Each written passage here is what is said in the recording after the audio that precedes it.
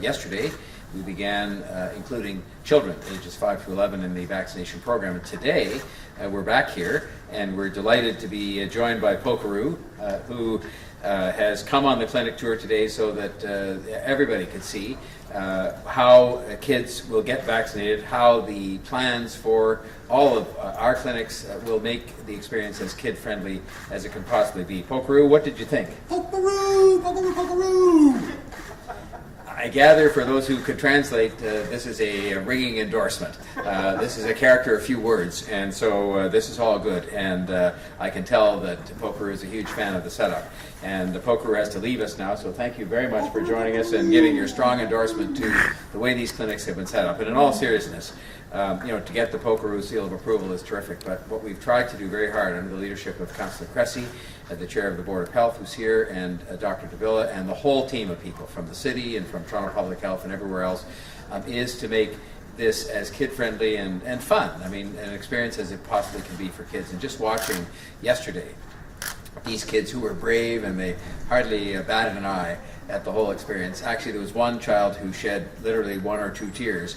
And I think in his case it was only because there were politicians and the media present, and I'll make no further comment on that. But the experience of vaccination, because there was a distraction, because there was a bit of fun, because there was coloring materials and lollipops and all that kind of thing, I think it went very well, and hopefully that'll be an experience that repeats itself over and over again. We're happy to be here to show the public how we have prepared for kids aged 5 to 11 to get vaccinated and make sure that it is as good an experience for them as possible, fun and positive. And I want to thank all the staff from all the different organizations involved for the work that they've done to produce that result. That is why we have here superhero selfie stations, we have stickers, we have coloring materials, we have animal prints, we have superhero vaccine clinic passports at all of the city-run clinics. And I think we could see from our experience on opening day that it made a difference, and I'm sure it will continue to make a difference. The kids that got vaccinated here yesterday were the first kids in Canada, and we're proud of that, but we want to join in this great national effort to make sure that all of these kids aged 5 to 11 get vaccinated across the country. The kid content helped, and to that extent, if there are other cities or towns across the country that we could make available the electronic versions of what we did with these passports and other things, we'd be happy to do that in order to help them make their campaigns as kid-friendly as possibly could be the case. More kids will be vaccinated today, and of course more will even more will start getting their vaccines tomorrow in our city-run clinics, in school clinics, which also start on Thursday, and in hundreds of pharmacies and doctors' offices where that effort is now underway. It's good to see that a lot of families want to get their kids vaccinated as soon as possible. More than 31,000 appointments were booked yesterday, and that is great news. It was a response that surpassed even the beginning expectations, and of course caused more appointments to be opened up. There are about 200,000 kids aged 5 to 11 in our city of Toronto, and we already have a huge number of kids as a result of 31,000 appointments being booked that are on track to get their first dose. And the result of that was to open up even more appointments, so we have available between now and December the 11th 17,987 appointments, and that number is probably going down by the minute, but that's how many we have now, so there is no problem in going online or going on the telephone to book one of those appointments. And when you add it up, that will represent in the first couple of days a total of 50,000 COVID-19 vaccine appointments for kids in our 5 city-run clinics alone over the next 2.5 weeks. So just the city-run clinics, which is 5 of hundreds of clinics that will happen in schools, pharmacies that will be available, doctors' offices, and other places in the community, we have 50,000 signed up for appointments between now and the next 2 weeks, next 2.5 weeks in our very own city clinics. And so this is terrific news for the safety and well-being, first and foremost, of those kids, the safety and well-being in our collective health, but also things like keeping the schools open and trying to finally put this nasty pandemic behind us. So I want to, beyond thanking the staff and all the people that have made that possible, I want to thank the families, because they've obviously given this a lot of consideration since they heard the news that a vaccine was about to be approved. And by the way, if you think back to the fact that that approval took place last Friday, and here we are, just a few days later, with the vaccination program well underway and tens of thousands of people who've signed up to have their kids vaccinated. And I want to say to the kids, not all of them will necessarily be watching the news, but to the extent that they are, or to the extent the parents can tell them thank you, because the ones we've seen so far are brave. They're doing something that makes them superheroes, and that's really important. These vaccines are effective and they're safe. And if you want to look, you need look no further than very near to us, where millions of kids already have been safely vaccinated. And that's exactly what we're going to do here with the cooperation of kids and their families. As a reminder, there's always more information available at toronto.ca/COVID-19 or from people you rely on, whether it's your personal physician or whether it's a community health center nurse or anybody like that that you can get reliable information from. There's lots available, but you can turn to toronto.ca for lots of information there. Now, while the effort for kids begins, the effort for adults continues, and we are applying every bit of as much energy and determination to that campaign as we ever were. We are making sure that we deliver first, second, and third doses to those adults who haven't received any or all of those, and that means this Thursday on through the weekend we will have 22 holiday clinics operating starting Thursday at malls, community centers, and churches, and they remain focused on residents 12 years and up in age, because we still have to make progress on that front as well. The Vax the Holidays push is part of our ongoing work to have clinics and the vaccines in the community. Take the vaccines to the people, because that is the way we know now best to be able to do it on a targeted basis and to reach people on almost a one-by-one basis, certainly street by street, building by building as we continue to go forward. And that's why we will be where the people are this weekend, once again, in the malls, in the churches, in the community centers, and so on. I was out with Councillor Cressy last Saturday to the Martin Grove Mall, and what was great, we were there to highlight the Vax the Holidays campaign, and to see in that case how we deployed a TTC bus, one of the special buses, to get people vaccinated. But what was also great was that our ambassadors were going through the mall and literally in a very kind of friendly, non-intrusive way, just chatting with people about the ease with which they could go right outside the mall and get vaccinated. And it was working. It is working. Those people, in addition to some of our wonderful medical professionals, are also able to provide reassuring information, and they take the time necessary to do that for anybody who has questions about getting vaccinated. This is important work, and it is getting us ever closer to the goal of having 90% of the eligible residents of the City of Toronto vaccinated against COVID-19. We're in a leadership position among all major cities, and this is something that we are determined to see continued so that we can bring the pandemic to an end and make sure that our city comes back stronger than ever. Now, the vaccination rate is also helping to bring some life back to the downtown. And it's a big city, and every part of it is important, but if you look at the contribution made to the economy, not just of Toronto, but of Canada, by the health of our downtown, the financial district as they call it, but there's much more to it than that. It is very important that we have people comfortable and that we have people vaccinated to get back to work downtown. I met yesterday with many of the major employers through the auspices of the Board of Trade, and they report more and more activity in the core of the city, where so many smaller businesses have been so hard hit. If you think of all the ones, for example, that operated in the path underground. We need that important driver of our city's economy and the country's economy to be stronger than ever too. It's not just the big businesses, it's not just the places in the outlying parts of the city. And so increased vaccinations will help us with that as well, and getting people back to work safely in our city. So if you're not vaccinated yet, please come out to one of those mobile clinics this weekend to get vaccinated. Dr. de Villa and others of our trusted medical professionals will tell you that the vaccines are safe and they are helping to protect people. And it's paying dividends to us each and every day in terms of things people are able to do safely they weren't able to do last year at this time. And if you look at the progress we're making, a great example of that is this Saturday when we kick off the Cavalcade of Lights campaign, a month-long light display in Nathan Phillips Square. Last year, the Cavalcade of Lights consisted of me. I mean, this is a frightening thought, but it was me at Nathan Phillips Square by myself with a button that I could push to turn on the Christmas tree. I will tell you, even I didn't find that too exciting, and it certainly wasn't much in the holiday spirit. But thanks to the progress we've made on vaccinations and following other public health guidelines, this year we're able to make it slightly different. Not quite back to what it was before, but we're going to have a tremendous light show that adds to the lighting of the tree. The light show will have performances this Saturday from 3 until 11 p.m. These are light shows that are new and new features. We've added tunnels of lights the kids can go through and so on. And in the later part of the afternoon, we will indeed light up our 58-foot tall Christmas tree, which has more than 300,000 energy efficient bulbs on it. And this will be the kickoff of a month-long family affair where we want people to come safely in families and can walk through the square. And it's less of a crowd scene, but it'll be just as much fun and just as exhilarating for the kids to see all of these glowing ice sculptures and wonderful lighting tubes the kids can go through and things like that.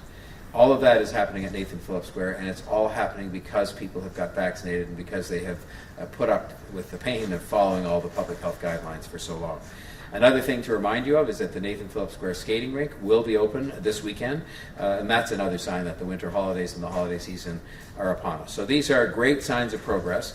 These are signs that we're getting back to life and to having some fun, but we need to continue to protect that progress by making sure that we all step up to get vaccinated. That includes making arrangements to have the kids vaccinated, where we've gone to every length we possibly can to make it accessible to the kids and to their families, and to make it an experience that the kids will find as fun as possibly could be the case.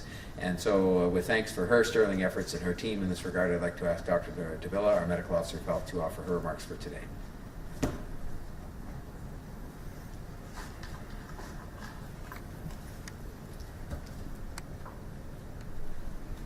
Thank you, Mayor Tory, and good afternoon.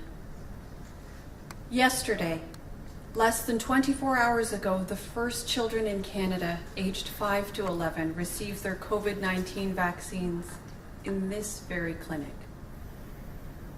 What an amazing moment that was. And we are looking forward to many more such amazing moments as we welcome the thousands of children who have an appointment booked at one of Toronto Public Health's 5 immunization clinics over the next 3 weeks. Our Team Toronto vaccination partners are also ready to welcome thousands of families, with many opening their clinics today. At this time, choosing vaccination is the important decision, the important health decision that a parent can make to safeguard their children's health, the health of their family, and the health of our community. Since the provincial booking system went live yesterday morning, we have seen thousands of parents make that choice. And to them, I say thank you. Toronto Public Health has worked hard to create a welcoming and supportive environment for children and their families. All of our clinic staff are knowledgeable in how to keep children comfortable during vaccination and to use the card system: comfort, ask, relax, distract. A proven method with strategies to make the vaccination experience a more positive one. I can assure you your children are in good hands here with us. For parents who may still be on the fence about vaccinating their children against COVID-19, I would offer this. My colleague, Dr. Peter Uni, Scientific Director of Ontario's COVID-19 Science Advisory Table, said this week that the COVID-19 vaccines are the most studied vaccines in the history of the world. And indeed, closer to home, Health Canada's approval of these vaccines is premised on their safety and their effectiveness. And more than 3 million children have been vaccinated in the United States so far. And while we're still learning from their experiences and getting information, thus far, there have been no major signals of concern. Over and above all this, it is so important to have your children vaccinated for multiple reasons. First, we need to protect children themselves from infection and the risk of rare complications that can arise, like multi-system inflammatory syndrome, hospitalization, or a post-COVID condition. We also need to prevent transmission of COVID-19 within households, in our schools, and especially to those who are at risk of developing serious illness. Earlier this week, the Canadian Pediatric Society whose primary focus is on advancing the health of children and youth, released its statement on COVID-19 vaccine for children, supporting childhood vaccination. While the Society acknowledges that children who become infected with COVID-19 generally present with mild illness, they also note that some children do suffer severe outcomes and hospitalization due to COVID-19 infection. The greatest effects of the pandemic, however, have been the disruption to children's education, physical and social activities, and to their mental health. And vaccination has a role to play here too. By limiting the spread of COVID-19 through childhood vaccination, we will be able to support a safer return to all of the activities that children have missed so much since the pandemic began. Activities that contribute to our children's health and to our own health too. If you continue to have questions about vaccination and your children, I encourage you to reach out to your family doctor or your primary care provider or pediatrician, or to take advantage of one of the physician consultation services offered by Sick Kids Hospital or the Scarborough Health Network.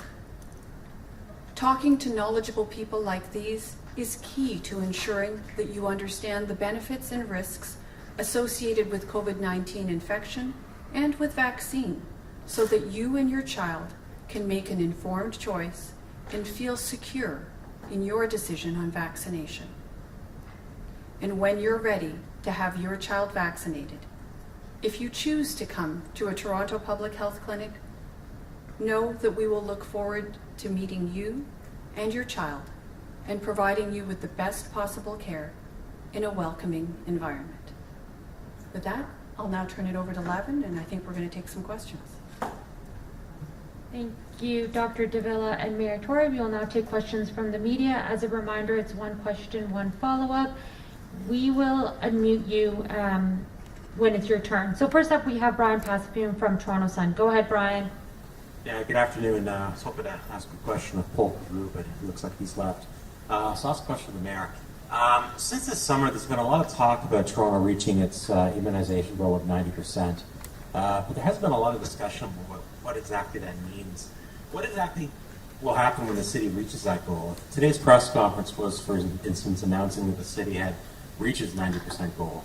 What would life look like tomorrow? Will we see a relaxation of mask rules, social distancing? What carrot is the city dangling at the end of this 90% stick?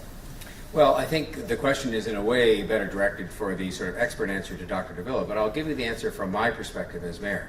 First of all, the Dr. de Villa and all of the medical experts have, from the beginning, told us that when the vaccines were available, if we could achieve what seemed like an almost impossible goal of 90% at the beginning, never before achieved, never anything like this done in the time period in question or ever, that it would provide us with a degree of protection that would otherwise not be available. And when we were looking at the surges in the Delta variant, for example, I remember asking Dr. de Villa almost every day at the meetings, maybe every day, what more could we be doing?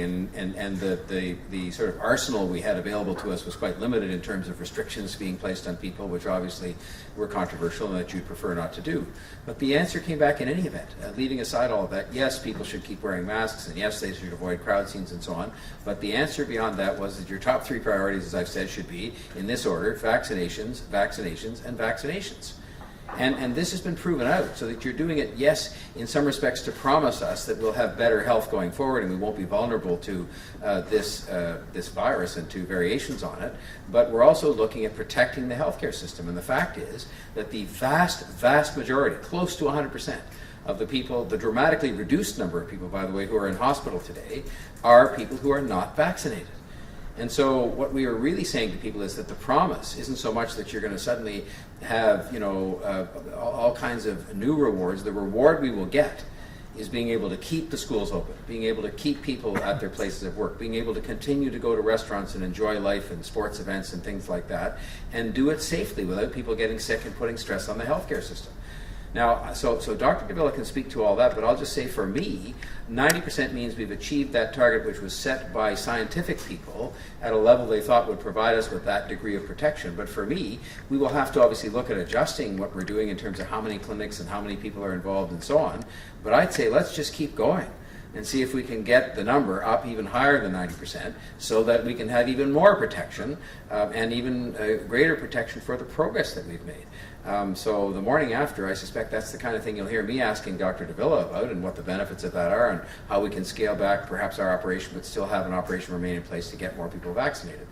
Now maybe I'll ask her if she would address the sort of scientific part of why that number was picked and why we've been working so hard to get there. Well, if I can, Mr. Mayor, I was just about to add, I thought you had covered the answer quite nicely. Clearly, he's been listening to the conversation we've had over the past several months. But I would further say this. Yes, we can set the target at 90%, and this is something that we've spoken about, and certainly our provincial counterparts have raised this number as well. But the goal has always been to get as many people vaccinated as is humanly possible. We have actually, I think, all had the opportunity to experience the benefit of vaccination. We are all enjoying a little more freedom and the activities that we have missed so much over the last 20 months. And I can offer this to the public, that the more we are able to ensure that the greatest proportion of the population possible that's actually getting the protective benefit of vaccine, the sooner we will be able to return to many of the activities we've missed over the last several months now, and the better off we will all be, both as individuals and as a community writ large.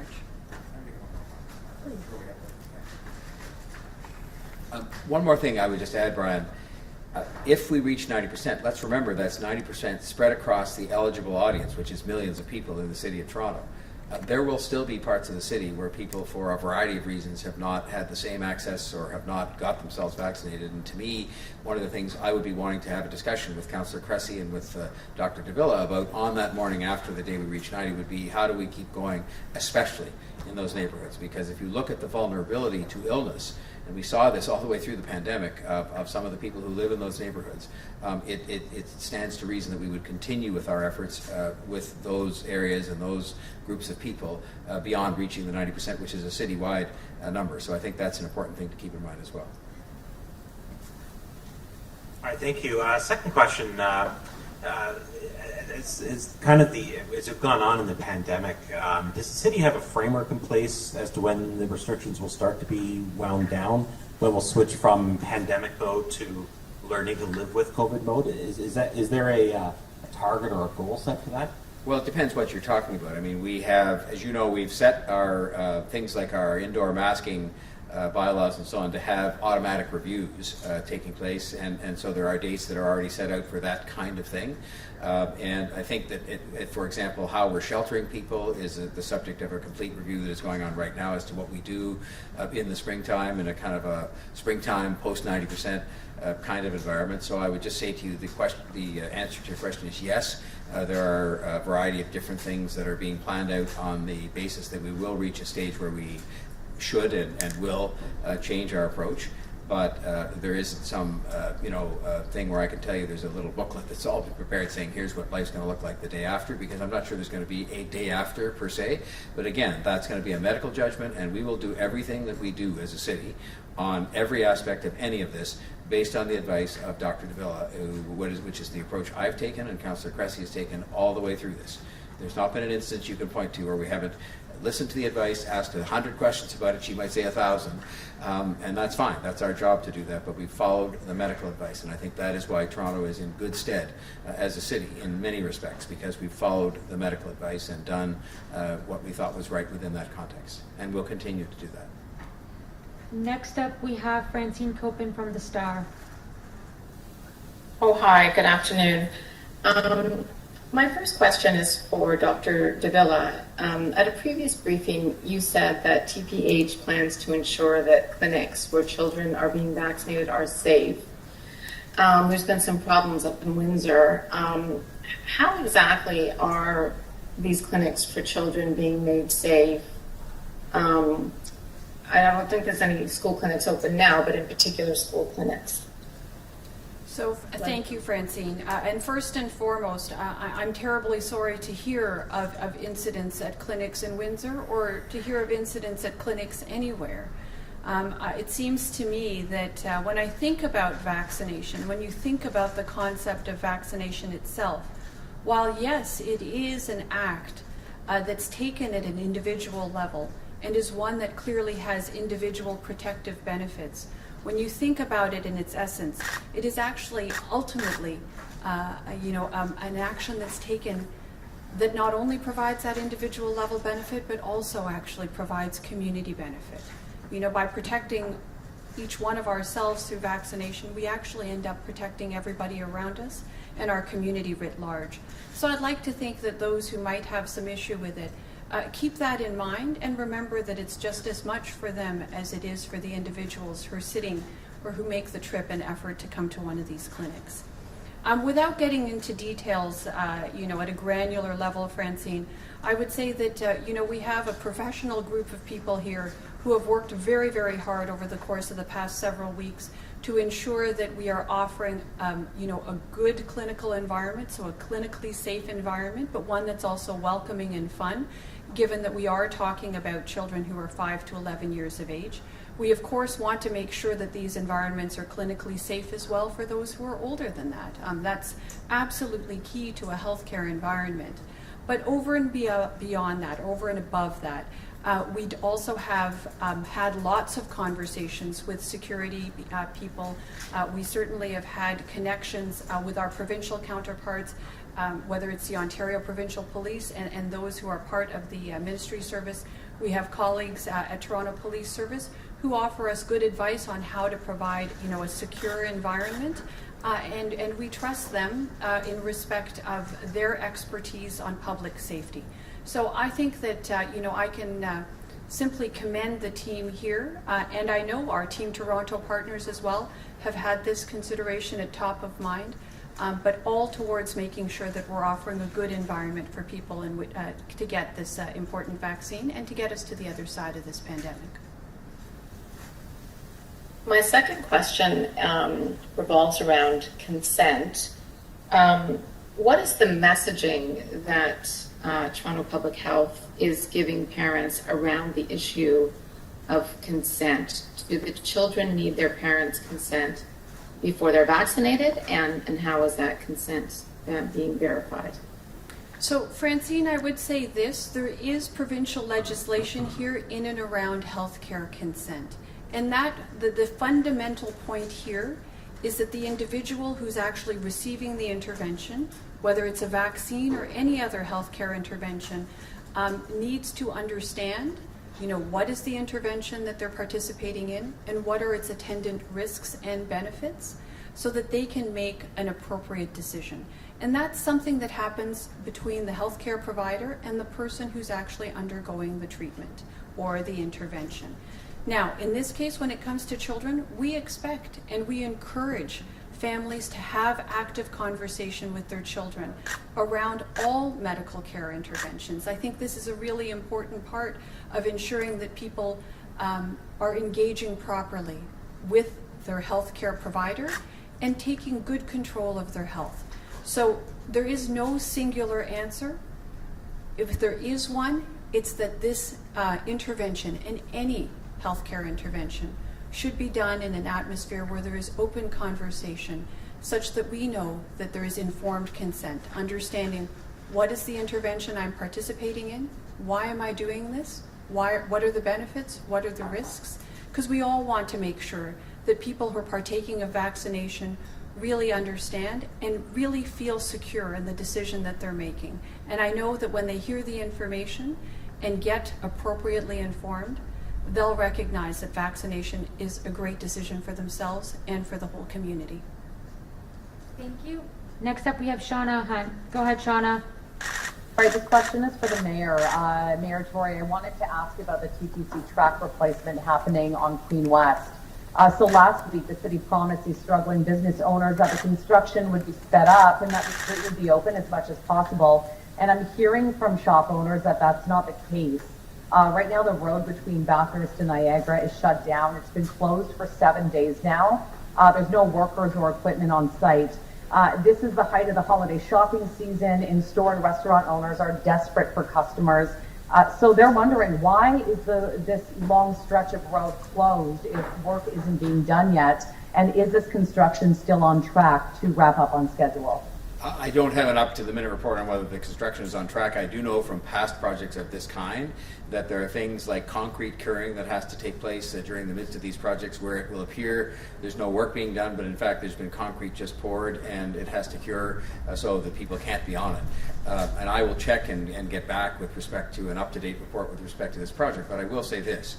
The project was the subject of very careful discussion with and consideration of the ways in which you could do it, and the choices came down in a bit of an oversimplification to taking a longer period of time to do it with a perhaps less disruptive or less complete closure of the road, or a shorter period of time in which we could do this with a more complete closure of the road.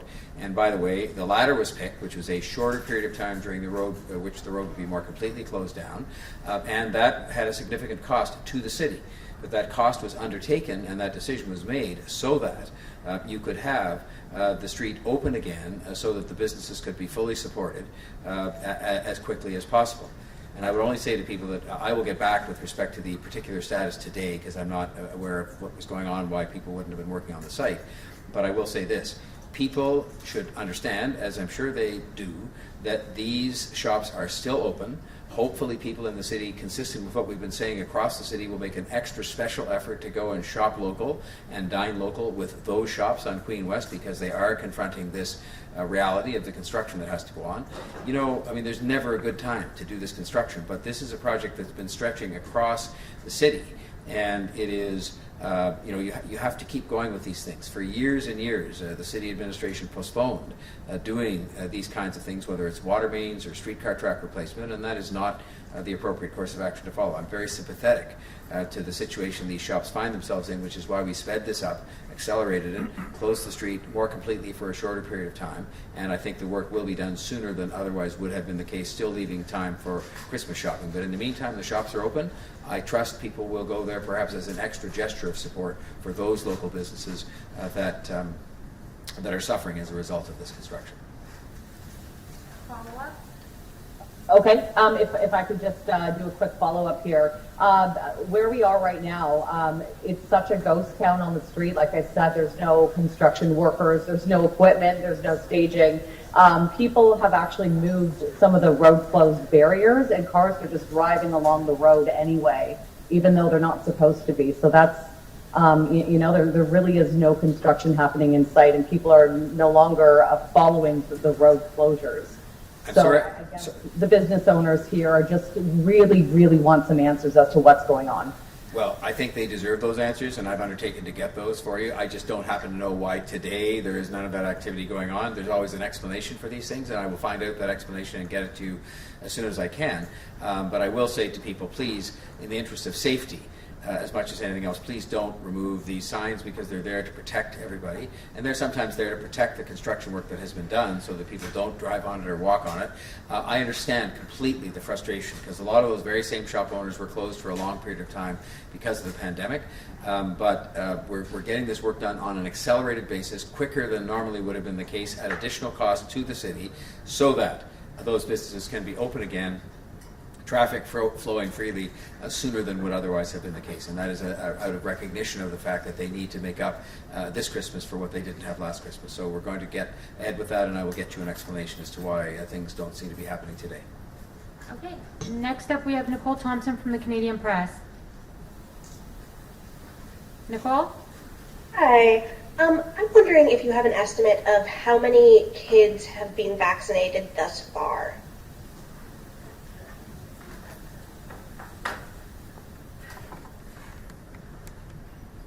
Yeah, so we can tell you that yesterday we know that we've done the first, and I assume we're talking about children aged 5 to 11, just to be clear. So obviously yesterday we had the real privilege and honor to provide the first 10 vaccinations to kids thus far. We are soon to open our clinic, and we'll look forward to keeping you informed as to our progress, not just ours at Toronto Public Health and our clinics, but the clinics that are being run by our partners all over the city. And, you know, by way of reminder, there are many, many partners that do make up the Team Toronto approach here when it comes to vaccinations.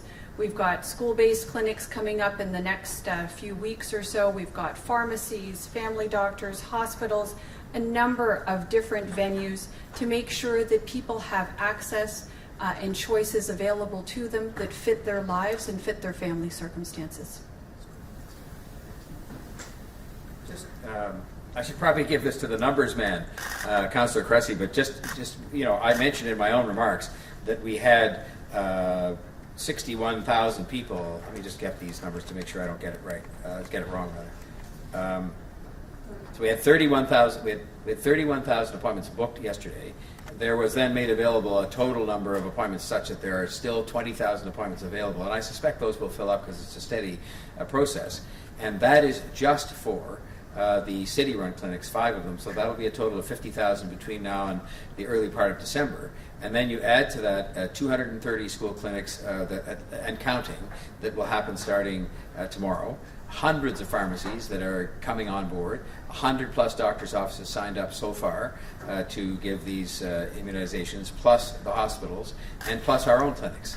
So I think you'll find that that number, well, it's still very small today because actually none of this was really supposed to start until tomorrow, that we will be making progress fairly quickly, but we know what the number is. The number is 200,000, and as I said yesterday, you can have no other target at the beginning than to try and see if we can get every single child 5 to 11 immunized in the city of Toronto, and that's 200,000.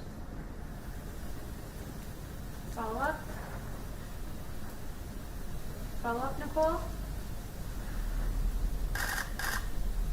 Nicole, go ahead. No, I'm good, thank you. Okay, perfect. Next up, we have Mark Douglas. Mark Douglas, can you hear us? Hello, there we go. Yep, go ahead. Okay, sorry about that. I was dialed in and the phone just hung up on me there just at that very moment when you called me. Thanks for your patience. Question for Dr. de Villa. The mayor just outlined all the school clinics that will be opening soon, the healthcare partners that are going to be happening in addition to all the city-run clinics, and there's only 200,000 children 5 to 11 that need to be vaccinated. Do you think it would be possible to get all those children vaccinated in a matter of days? Because it sounds like there's going to be just so many opportunities for families to take those children in to get their doses. Could at least the first round of doses be done that quickly? That's right, Mark. So there's a key point there. It is the first round of doses, and we're certainly doing everything we can in concert with our Team Toronto partners to make vaccine as accessible as possible. That being said, this is not something that we want to rush per se. I do think that people need to make the decisions that make sense for their families. Different venues are going to make better sense for some families than others, and that may take up a little bit of time. But we are certainly making sure that there are channels available. You've just heard the mayor say 5 city clinics, more than 200 school clinics that are going to be operated over the next few weeks in front of us, hundreds of doctors' offices, hundreds of pharmacies, hospital clinics, lots of opportunities to meet the broad range of family circumstances and the range of different children's needs throughout our city. We are absolutely looking forward to welcoming people. It was such an amazing moment yesterday, and I'm really looking forward to seeing families all over Toronto to experience the real joy, right? The real joy that we saw here yesterday with those first 10 children and their families. I would encourage people to make sure that they're taking advantage of the opportunity that's available for them now. They'll feel that sense of relief that so many of us felt when we got our own vaccinations. And they'll also feel that sense of satisfaction as we know that each vaccine brings us one step closer to the end of this pandemic. Thank you. And Dr. de Villa, another question for you. So just to go back to the goal of the 90% double dose vaccination, the city is so close to the 90% level. Now we've got this new eligibility for 5 to 11-year-olds, so there's another 200,000 human beings who need to get needles in their arms. Does that skew the numbers? Are we further away from the 90% goal now that we have more people that need to get the shot? Well, Mark, I think if you look at it at a strictly mathematical level and we're talking about the entire city, clearly, the picture starts to change. But what doesn't change is the goal here. Our goal all the way through this entire vaccination campaign has been to bring those vaccines and successfully get as many people who are eligible to receive vaccine vaccinated. I can't say that enough. This is what has gotten us to the point that we are. This is what has allowed us to progress to this point. Let's keep going and let's work together to get us to the other side of this pandemic as soon as possible. Okay, next up we have Adrian Gobrel. Go ahead, Adrian. Thanks so much. Question for the Medical Officer of Health. When it comes to what we've learned about the vaccine rollout, equity is a big one, and we know that some parents are. You talked about the different ways that families can go and get their child vaccinated to try and work for different family dynamic. Another thing that might be on parents' minds are if my child gets vaccinated, they have a side effect. A lot of those side effects are the same as COVID symptoms. I'm going to have to take another day off of work. Is there a clear message you have for families, a clear directive you have for not just families, but perhaps for schools and principals as well?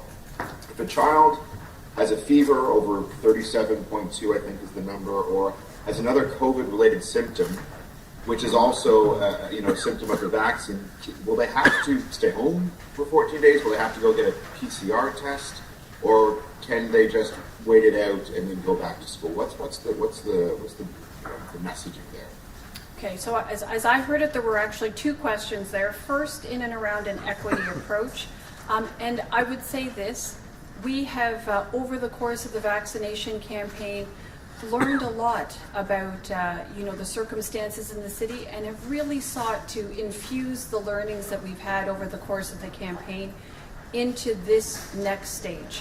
So a lot of the effort, in fact, a significant amount of the effort over the next few weeks is being focused specifically on those neighborhoods.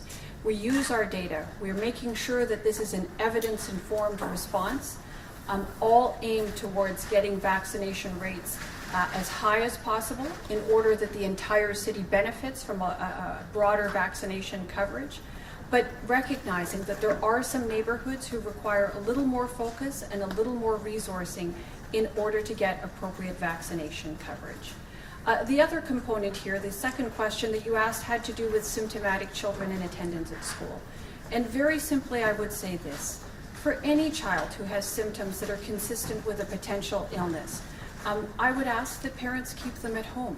I think over and above trying to limit transmission, if you think that your child is actually just with symptoms related to vaccine, probably best to keep them at home. It's difficult to actually get the full benefit of learning when you're feeling under the weather, and time will tell, whether in fact you have some mild symptoms related to vaccine or whether in fact we're talking about something that is exposure to an infectious disease and maybe even COVID itself, given that we are in the midst of a pandemic. So anyone who's symptomatic, we're encouraging people to, refrain from interaction with other people so as to limit the potential spread of disease and to continue to get vaccinated as one really very important method and the best tool, frankly, in our toolkit right now to protect us all from COVID-19 and its negative impact. Thanks for the thoughtful answer. A follow-up question, Doctor. On the equity thread, when it comes to the number of schools and mobile vaccine pop-ups that will be put into different communities, Toronto Public Health today was unable to say how many schools will have vaccine clinics, that number is yet to be finalized. Knowing that we've known about that this vaccine has been coming to this age group for weeks, if not months, why don't we have a firm number of schools yet in mind, and why can't we start notifying communities as of today that yes, your community will be getting a mobile clinic pop up? So at this point in time, we have over 200 school clinics planned to serve hundreds more schools, and this is over the course of the next few weeks. As you can well imagine, there are a number of logistic components that need to be considered, and each school has its own rhythm and cadence and has their own unique circumstances. So, at this point in time, some of these things can only be arranged, as you get closer and closer to the actual point in time.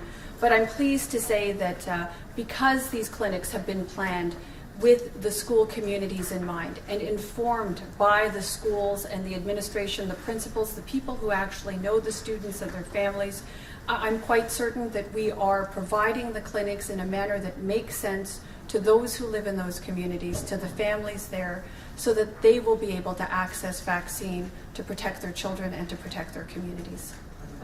Okay. So, and Adrian, I just wanted to expand on that to give you a bit more information. So the Team Toronto Kids program has 5 pillars: clinics, education, outreach, partnerships, and equity. Equity is one of the key 5 pillars. When it comes to school-based clinics, weeks in advance of vaccine even arriving, TPH and its Team Toronto partners have planned 230 school-based clinics as a hub and spoke model to service 390 schools in those neighborhoods for 55,000 kids. The partnerships between the local hospitals, the local school boards, the local schools, and Toronto Public Health have already been put in place. And in fact, those 230 clinics for 390 schools for 55,000 kids will be taking place in the coming weeks. The first start tomorrow. And kids who go to those schools will be receiving a notice at home in advance of them, because those schools are not for the broad public, it's actually for those kids in those neighborhoods from an equity focus. And so I actually think it's the case here that perhaps Toronto is one of the only jurisdictions in the world that even before the vaccine arrived has already built an in-school equity-based clinic model. And at the end of the day, we're going to be bringing clinics across the entire city to all schools. This is just the start from an equity lens. Thanks. okay, that's it for today, everybody. Thank you and have a great rest of your week.